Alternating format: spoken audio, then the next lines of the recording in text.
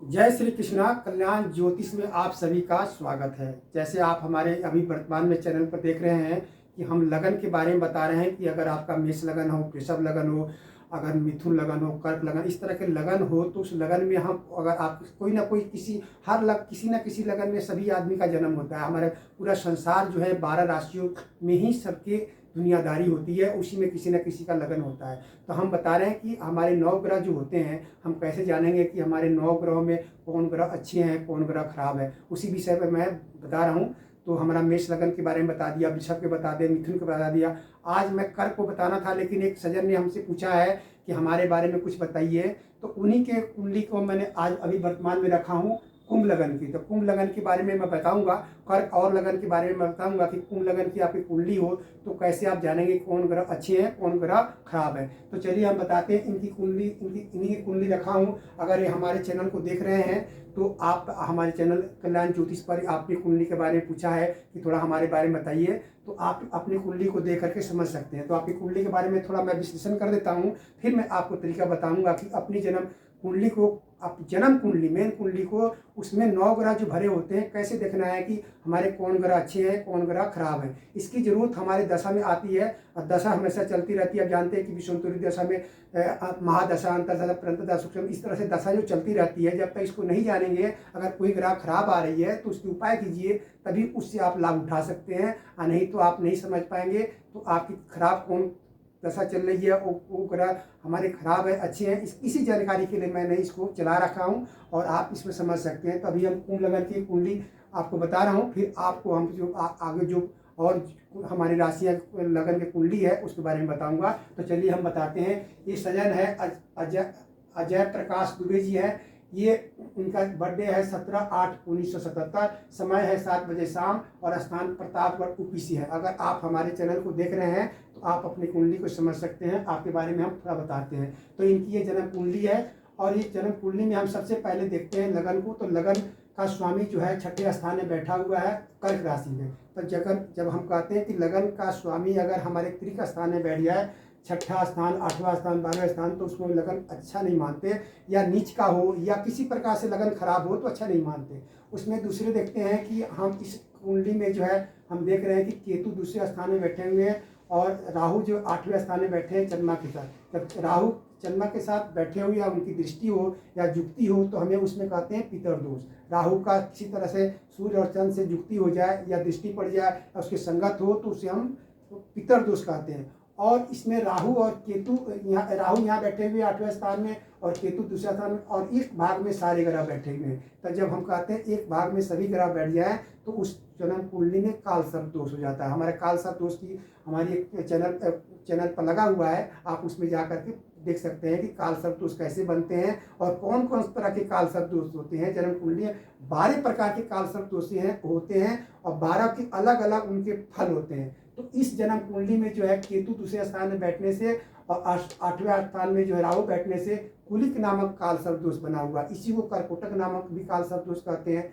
तो इस योग में जो अगर ये अगर काल सर्प दोष किसी प्रकार से भंग ना होता है तो आदमी के जीवन में ये प्रभावशाली हो जाते हैं, और काल सर्प दोष होने से आदमी का जीवन संघर्ष में होता है, उतराव चढ़ाव रहता है, कभी अच्छे चलते हैं, कभी खराब चलते हैं। तो उस व्यक्ति को जो है काल सर्प दोष की शांति करनी चाहिए। तो इस जन्म कुंडली में कुलिक नामक चाहे कर्कोटक दोनों में से कोई एक कह सकते हैं काल सर्प दोष बना हुआ है, और ये काल सर्प दोष जो है किसी प्रकार से भंग नहीं हो रहा है।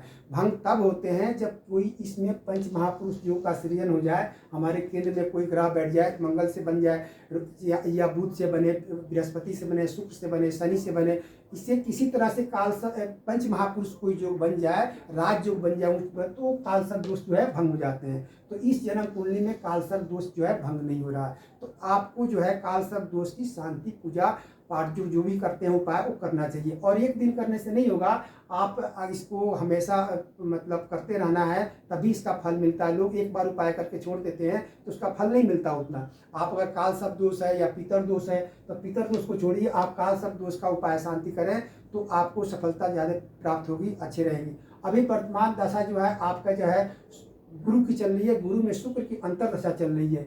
तो हम ग्रह बताएंगे कि शुक्र और गुरु जो है कितना शुभ है, अच्छा है। तो आपको इस समझाएंगे अभी आपकी जन्म कुंडली में। और गोचर कुंडली देखते हैं तो गोचर कुंडली में जो है आपका जो है मंगल पर से जो है चंद्र और बृहस्पति वर्तमान में जो क्रॉस कर रहे हैं। तो चंद्र 2.25 दिन के बाद बदल जाते हैं, तो उनका फल क्या दिख रहा है, 1-2 दिन में कुछ नहीं मिलता। लेकिन बृहस्पति का समय ज़्यादा पीरियड होता है, तो बृहस्पति जब मंगल पर से क्रॉस करते हैं तो ये हमको अच्छा फल देते हैं। लेकिन अच्छा फल तब देते हैं आप किसी बड़े आदमी की संगत करते हैं, या उनकी बात मानते हैं, या उनसे आप कुछ उनके बातों को समझते हैं, उनसे कुछ ज्ञान लेते हैं, और अपने अपने काम के बारे में या उनकी संगति करते हैं, तो आपके बिगड़े हुए काम जो काम नहीं बन रहे हैं उनकी संगत से बन जाएंगे। और भी ग्रह क्रॉस कर रहे हैं, लेकिन वो अच्छे नहीं हैं, उनका फल विशेष शुभ नहीं है।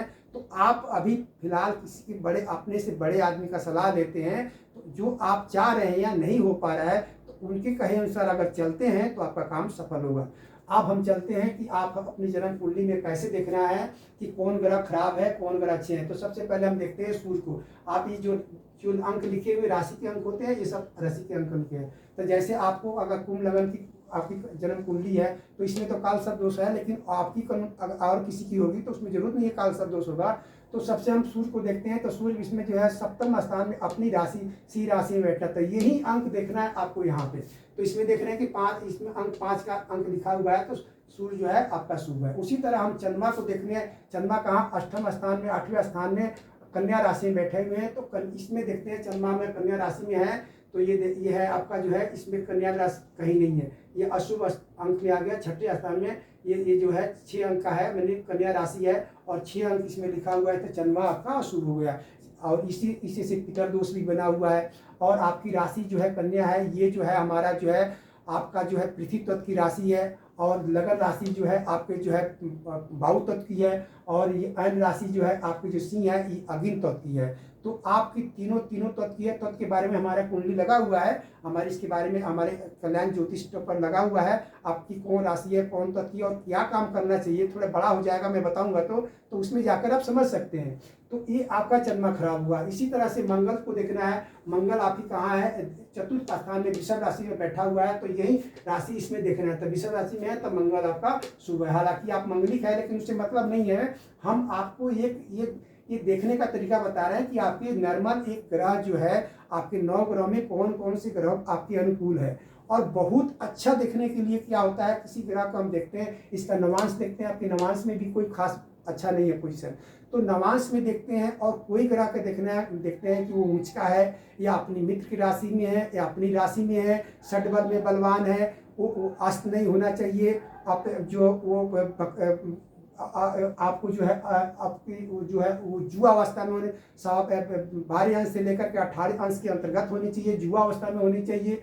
और किसी प्रकार से पाप क्रांत नहीं होनी चाहिए, और पाप ग्रह की दृष्टि नहीं होनी चाहिए। मैंने बहुत तरह की बातें होते हैं, तब वो जो ग्रह जो होते हैं बहुत बड़ा उसको बलवान मानते हैं, तो उसकी दशा में व्यक्ति को बहुत अच्छा फल मिलता है। और ये जो देखने का है, एक समान दृष्टि से जो है आपके 9 में कौन कौन ग्रह आपके अनुकूल है। अगर बढ़िया है, अगर बहुत ज़्यादा इसमें आ गए तो बहुत ज़्यादा खराब माना जाता है। तो उस तरह से आप इसके उपाय कर सकते हैं और फल प्राप्त कर सकते हैं। तो ये आपको हमने आपकी कुंभ लगन की कुंडली बताया। ये देखने का तरीका सब में एक ही तरह की है कि आपको ऊपर ये है लिखा होता है, इसमें अपने शुभ अंक लिखे होते हैं और इसमें जो अशुभ अंक है। तो इस तरह से अपनी कुंडली को आप देख सकते हैं। आप हमारे चैनल को देख रहे हैं तो आप इसको बार बार चला करके देख लीजिए। और आपका हम थोड़ा आपने बताया कि आपके मेन जो है कालसर्प दोष नहीं है, बाकी आप भाग्यशाली है, लकी है। आप कालसर्प दोष के उपाय कीजिए, आप सफल रहेंगे। अगर समय बहुत सारे व्यतीत हो गए हैं, लेकिन अभी भी संघर्ष करें, अभी मेहनत कीजिए और उसके उपाय कीजिए, आपको अच्छा फल मिलेगा। जय श्री कृष्णा, राधे राधे, धन्यवाद।